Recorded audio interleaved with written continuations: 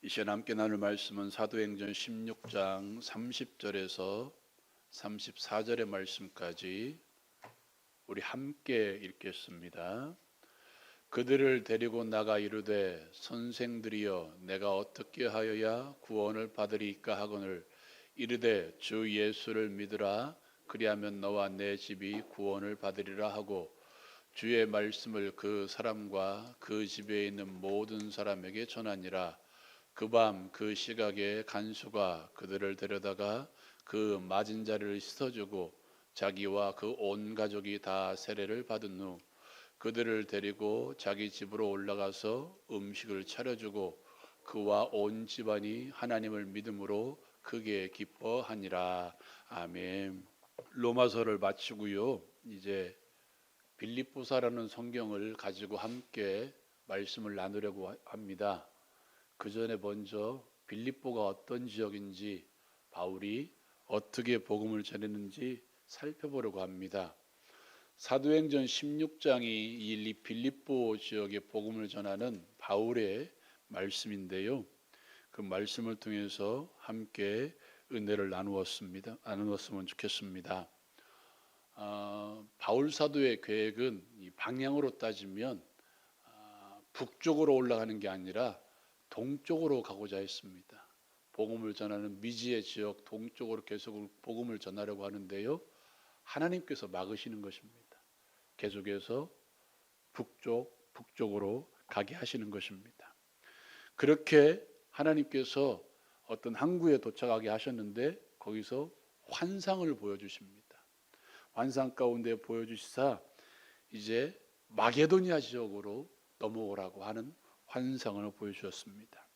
그 환상을 보고 미지의 세계인 유럽으로 넘어가는 그 첫 번째 성이 어디냐면 빌립보라는 지역입니다. 이제 여러분 생각해 보십시오. 막으시고 또 보여주셨으면 그리고 넘어갔으면 바울 사도에게는 뭐가 열려야 됩니까? 이제 많은 사람들이 와야 되죠. 복음을 들어야 되는 많은 사람들이 와야 되고 이제 복음을 전할수록 이제 생명들이 살아나는 역사를 보여줘야 됩니다. 마치 사도행전 2장에 있는 것처럼 이 사도들이 함께 모여서 기도할 때 성령이 임하고 수많은 사람들이 성령의 모습을 보고 모여들었던 것처럼 사도 바울이 가는 길마다 이제는 예수 믿어야 될 사람들이 보여줘야 될 것입니다. 그런데요, 수일을 그곳에 유했음에도 불구하고 하나님께서는 사람을 붙여주지 않는 것입니다. 한번 읽어볼까요? 사도행전 16장 11절 12절 말씀입니다. 우리 같이 읽겠습니다. 우리가 드로아에서 배로 떠나 사모드라게로 직행하여 이튿날 나야폴리로 가고 거기서 빌립보에 이르니 이는 마게도냐 지방의 첫 성이요 또 로마의 식민지라. 이 성에서 수의를 유하다가. 아멘. 여러분, 수의를 유했는데 사람이 없는 것입니다. 만나는 사람도 없고 복음 전하는 사람도 없고 믿은 사람도 없는 거예요. 여러분 참 희한하죠. 하나님께서 인도하시는 대로 이렇게 가면 뭔가 여기도 우연치 않게 뭔가 하나님의 은혜를 발견하고 저쪽으로 가면 거기도 뭔가 우연치 않게 사람을 만나야 되는데 그런 일이 없는 거예요. 제깍제깍 일이 진행돼야 되는데 아무런 일도 일어나지 않는 것입니다. 여러분은 그럴 때 어떻게 하십니까? 하나님의 인도하심이라 믿고 갔는데 아무런 일도 일어나지 않으면 여러분들은 어떻게 하십니까? 바울 사도는 기도할 장소를 찾습니다. 한번 읽어볼까요? 사도행전 16장 13절 말씀입니다. 우리 같이 읽겠습니다. 시작. 우리가 기도할 곳이 있을까 하여 문 밖 강가로 나가 거기 앉아서 모인 여자들에게 말하는데. 아멘. 여러분, 유럽이란 지역은 회당이 많지 않은 지역이었습니다. 바울 사도는 어떤 곳에 가면 꼭 회당에 찾아갔습니다. 유대인들을 먼저 만나서 그들에게 복음 전하고 그들에게 이 복음 전해서 그들이 믿으면 다시 그 지역 교회를 설립하고 이렇게 진행되는 이 전도였습니다. 그런데 회당이 없으니까 어떻게 합니까? 강가로 갔습니다. 말씀 한 구절 읽어볼까요? 시편 137편 1절입니다. 같이 읽겠습니다. 시작. 우리가 바벨론의 여러 강변 거기에 앉아서 시온을 기억하며 울었도다. 아멘. 이 말씀은 이 유대인들이 포로로 끌려갔을 때 그들이 집에서는 또 그 지역에서는 기도하지 못하니까 어떻게 합니까? 강변으로 갑니다. 그리고 거기 앉아서 울었습니다. 뭘 위해서? 시온을 기억하며 거기서 예배하는 나라들을 꿈꾸며 그곳으로 돌아갈 날들을 꿈꾸며 거기서 울며 기도했다는 것이죠. 유대인들이 곧잘 기도하던 장소였다는 것입니다. 바울은 거기서 기도할 곳을 물어보죠. 그리고 바울은 여자들에게 뭐 합니까? 복음을 전합니다. 그 복음을 전했을 때 첫 열매가 바로 루디아라는 자주장사였습니다. 같이 한번 읽어볼까요? 14절 말씀입니다. 두아디라시에 있는 자색옷감 장사로서 하나님을 섬기는 루디아라 하는 한 여자가 말을 듣고 있을 때 주께서 그 마음을 열어 바울의 말을 따르게 하신지라. 아멘. 거기서 만난 여자가 옷감 장사였던 루디아였습니다. 그리고 그가 복음을 받아들이고 그를 통해서 그의 온 집이 예수 믿는 역사가 일어난 것입니다. 드디어 첫 열매가 생긴 것입니다. 이제 바울 사도는 계속해서 기도할 곳을 찾아갑니다. 기도하는 곳에 갑니다. 아마 강변이었겠죠. 그 가는 와중에 한 사람을 만납니다. 그 사람이 누구였냐면 점을 치는 여자였습니다. 귀신이 들려 점을 치는 여자였습니다. 근데 그 여자가 뭐라고 이야기하냐면 17절에 보면 이렇게 이야기합니다. 이 사람들은 지극히 높은 하나님의 종으로서 구원의 길을 너희에게 전하는 자라. 이 사람은 지극히 높은 하나님의 종으로서 구원의 길을 너희에게 전하는 자라 하는 말을 전하는 거예요. 일이 한 번이면 좋겠는데 18절 말씀에 보니까 이같이 여러 날을 하는지라 라고 이야기합니다. 바울은 그 여녀에게 들린 귀신을 쫓아내어 줍니다. 19절 말씀. 19절 말씀 한번 읽어볼까요? 같이 읽겠습니다. 시작. 여종의 주인들은 자기의 수익의 소망이 끊어진 것을 보고 바울과 실라를 붙잡아 장터로 관리들에게 끌어갔다가 아멘. 여러분 생각해 보십시오. 점을 치는 여자였지만 귀신이 들렸어요. 귀신에게 매여 있는 여자예요. 아마 매일매일의 삶이 뭐 기쁜 삶은 아니었을 거예요. 고달픈 삶이었을 거예요. 바울은 하나님의 능력으로 그의 귀신을 쫓아내어 줍니다. 그럼 어떻게 해야 되나요? 박수를 받아야 되죠. 저 사람이 능력으로 귀신을 쫓아내어 주었다 하는데 그렇지 않습니다. 오늘 19절 말씀에 보면 뭐라고 이야기합니까? 여종의 주인들은 자기의 수익의 소망이 끊어진 것을 보고 이 여종을 통해서 돈을 받아들였는데 이제 돈의 조직이 끊어진 것입니다. 그리고 바울과 실라를 붙잡아 장터로 관리들에게 끌어갔습니다. 그리고 어떻게 합니까? 23절 말씀 같이 읽겠습니다. 시작. 많이 친 후에 옥에 가두고 간수에게 명하여 든든히 지키라 하니. 여러분 생각해 봅시다.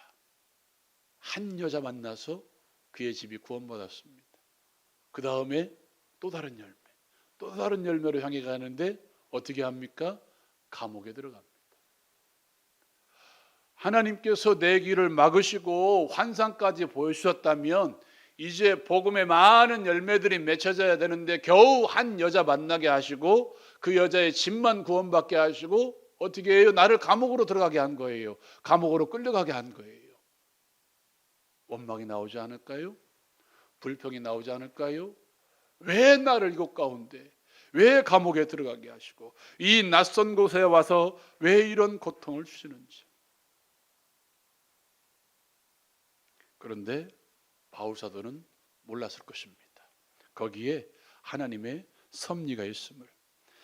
여러분 우리가 잘 알듯이 거기에서 바울 사도는 간수를 만나죠. 간수를 통해서 우리가 너무도 잘 아는 말씀, 주 예수를 믿으라 그리하면 너와 내 집이 구원을 받으리라. 하나님께서 당신의 택하신 자들을 부르는 데는 때와 장소를 가리지 않습니다. 때로는 강가에서, 때로는 물 깃는 우물에서 사마리아인을 불렀습니다. 때로는 나무 위에 있는 삭개오를 불러 구원받게 하셨습니다. 때로는 무덤 사이에서 군대 귀신 들린 자들을 구원하여 주시고 그들을 예수 믿게 하셨습니다. 때로는 농사지을 때, 때로는 나무 아래서, 때모에는 누구를 통해서, 오늘 말씀에 감옥에서도 그 감옥 가운데서도 바울과 실라를 통해서 간수를 불러주십니다. 그리고 그를 통해서 그와 온 집이 예수를 믿습니다. 여러분 생각해 봅시다. 이 간수에게는 평생의 간증거리였을 것입니다. 귀신을 쫓아내어주는 이 바울과 실라라는 사람이 들어왔는데, 그 능력으로 들어왔는데 그들이 찬송하니까 어떻게 됐어요? 옥문이 열렸습니다. 지진이 나서 옥문이 열려버렸습니다. 그것만 해도 놀라운데 이 바울과 실라는 도망가지 아니하고 그 자리에 있었어요. 그 자리에 있어서 자신을 구원해 준 것입니다. 이 간수에게는 평생의 간증거리가 생긴 것입니다. 사랑하는 여러분, 그런데도 이 놀라운 역사 때문에 바울과 실라는 특별한 일을 경험한 거죠. 그 경험을 이렇게 이야기합니다. 같이 한번 읽어볼까요? 데살로니가전서 2장 2절 말씀 같이 읽겠습니다. 시작. 너희가 아는 바와 같이 우리가 먼저 빌립보에서 고난과 능욕을 당하였으나 우리 하나님을 힘입어 많은 싸움 중에 하나님의 복음을 너희에게 전하였노라. 아멘. 빌립보에서 고난과 능욕을 당했지만 우리는 하나님을 힘입어 어떻게 했다? 복음을 증거했다는 거예요. 루디아라는 여자에게도, 귀신 들린 여종에게도, 또 더 나아가 빌립보 감옥의 간수에게도 하나님의 역사로 말미암아 뭐 했다는 거예요? 복음을 증거했다는 거예요. 우리가 생각하는 방식은 아마 탄탄대로일 것입니다. 내가 복음을 전하면 저 사람이 마음에 감동을 받아 예수 믿고 교회에 들어오고, 지긋지긋하게 믿지 않은 사람도 내가 가면 예수 믿게 되는 역사가 일어나고, 교회에서 뭔가 복음잔치가 하면, 복음잔치라는 거 가서 성도원 전도회주를 하면 많은 사람들이 들어와서 말씀을 전할 때마다 내가 예수 믿겠습니다 하는 회개하는 역사가 일어나면 얼마나 좋겠습니까? 순리대로 일을 진행되면, 우리가 하는 상식에 의해서 일이 진행되면 얼마나 좋겠습니까? 하나님이 역사하시는 방법은 우리와 차원이 다릅니다. 이것이 인정되지 않으면 우리는 우리가 생각하는 잣대로 모든 것을 바라보겠죠. 아까 말했던 순리대로. 그 순리대로 안 되면 어떻게 됩니까? 다시 한번 하나님을 향해서 원망하고 불평을 늘어놓습니다. 신앙이 미끄러지고 다시 일어나지만 또 다시 그런 일이 반복되면 또 넘어지고 또 넘어지고, 결국 이것도 저것도 아닌 믿음의 삶을, 이것도 아닌 믿음의 삶, 그냥 흔한 믿음의 삶을 살아가는 것이죠. 여러분, 이것은 성경 한번 찾아볼까요? 빌립보서 1장 12절 말씀. 빌립보서 1장 12절 말씀.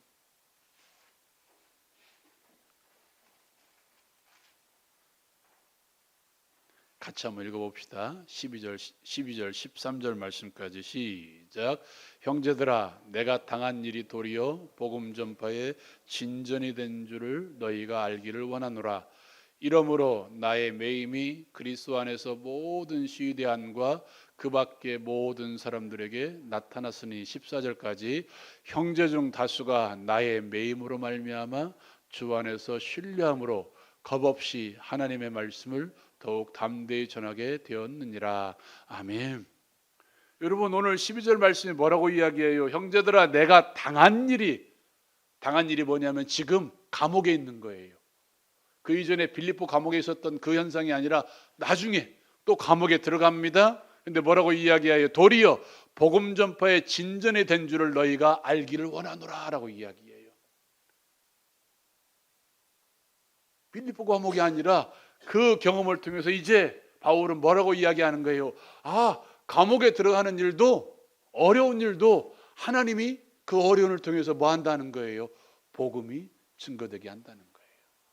비록 감옥에 들어갔지만 이 감옥에서도 하나님께서 나를 통해서 예수 믿게 할 사람이 있다는 그 기대감을 가지고 담대히 거기에서 복음을 전하는 것입니다. 그것뿐만 아니라 나를 통해서 형제 중 다수가 나의 매임으로 말미암아 주 안에서 신뢰함으로 겁없이 하나님의 말씀을 더욱 담대히 전하게 되었다는 사실에 감사하고 있는 것입니다. 나에게 일어난 고난이 고난으로 그치지 아니하고 생명을 살리는 역할을 하고, 또 나의 고난이 더욱 내 주변에 있는 예수 믿는 모든 사람들이 담대히 복음을 전하게 하는 그 일 때문에 뭐 한다는 거예요? 감사한다는 거예요.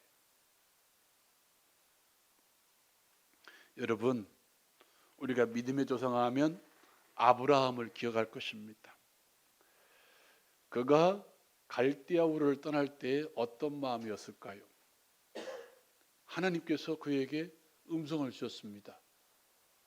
야, 너희는 이제 갈대아 우르를 떠나 내가 네게 명령한 곳에 가라. 그러면 내가 너를 복주겠다. 너를 저주하는 자에게 내가 저주할 것이고 너를 축복하는 자에게 내가 축복할 것이다. 너는 복이 될지라 복의 통로가 될 것이다 라고 선언합니다. 하나님이 직접 음성을 주셨어요. 얼마나 놀라운 일입니까? 하나님의 신탁이 임한 것입니다. 그 신탁을 받고 출발하니까 이 마음은, 아마 아브라함의 마음은 기뻤을 것입니다. 아, 이제 내가 이곳 갈대아 우르를 떠나 가나안 땅에 들어가면 하나님께서 나에게 반드시 축복할 것이다 라는 마음으로 갈대아 우르를 갔을 것입니다. 아마도 놀라운 영광이 펼쳐질 줄 알았을 것입니다. 어떻게 합니까? 75세에 갔지만 25년 동안 후사가 없는 현실, 후손이 없는 현실을 겪습니다. 여러분 생각해 보십시오. 지금도 여전히 그렇지만 우리 어르신들 젊었을 때는 더더욱 그랬고 그 이전에는 더더욱 그랬고, 조선시대 하면 더 심했잖아요. 이 후사를 잊지 못하면 어떻게 했어요? 소박을 놓아서 쫓아내버렸잖아요. 지금 그러한 현실입니다. 믿음의 후손을 이어가는데, 약속을 하셨는데, 땅을 약속하셨는데 불구하고 그가 차지한 땅은 어떤 땅이었어요? 그가 죽은 후에 굴밖에 없었습니다. 막벨라 굴. 넓은 땅을 차지한 것이 아니라 그의 이름으로 된 땅은 막벨라 굴밖에 없었습니다. 많은 후손도 있지 아니하고 땅조차도 없는 현실. 그러나 그는 그 과정 가운데에서 하나님의 은혜를 체험하고 모든 것을 내려놓습니다. 흉년이 들어 피한 애굽에서 하나님이 복을 주시고 돌아옵니다. 313명밖에 안 되는 자신의 가신들 얼마나 군사훈련을 받았겠습니까? 그 무리들을 끌고 가서 전쟁했는데 5명이 연합한 이 왕의 연합군을 이겨내고 자신의 조카를 구해냅니다. 되는 현실입니까? 안 되는 현실이죠. 그날로 내려갔지만 그날에서도 하나님이 복 주셔서 돌아오게 하십니다. 더 놀라운 역사가 있지 않습니까? 자신의 아내인 사라가 이 아이를 낳을 수 없는 그런 지경, 자신도 아이를 이룰 수 없는 그 지경에 이르렀을 때 하나님께서 그에게 이삭을 주신 거예요. 그는 이러한 경험을 통해서 하나님이 어떤 분이신지 깨달았습니다. 하나님이 하시면 된다. 하나님의 능력이라면 된다는, 나는 할 수 없지만 하나님이 역사하시면 뭔가 하나님이 약속하셨다면 그 약속대로 된다는 그 하나님의 은혜, 하나님의 열심, 하나님의 능력을 깨달은 것이죠.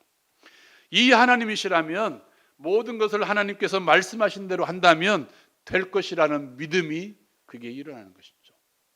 그 결정이 무엇입니까? 이삭을 제물로 드리는 일이었습니다. 여러분, 그 말씀을 기억하십시오.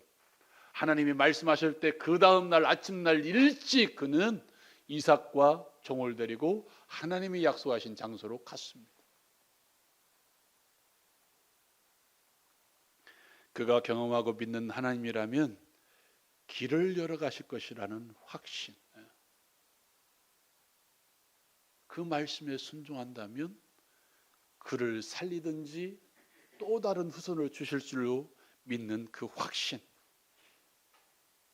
지금 말씀 가운데 바울도 마찬가지였습니다. 비록 내가 고난을 당하지만 이 고난을 통해서도 하나님이 역사하실 것이라는 기대감. 그러니까 바울 사도는 그 감옥에서도 뭐라고 이야기합니까? 기뻐하라. 기뻐하라. 내가 다시 말하노니 뭐하라? 기뻐하라. 내가 감옥에 있지만 나는 기뻐한다. 너희도 함께 기뻐하라. 너희에게 어려움이 있느냐? 기뻐하라. 너희에게 고난이 있느냐? 기뻐하라. 우리는 먼저 환경을 탓하죠. 이 상황에서 내가 뭐를 할 수 있을까? 어려움을 찾아오면 아무것도 하지 않고 뭐해요? 그 어려움만 몰두해요. 어려움을 주신 하나님의 뜻은 모르고 그냥 어떻게 하면 이것을 해결할 수 있을까?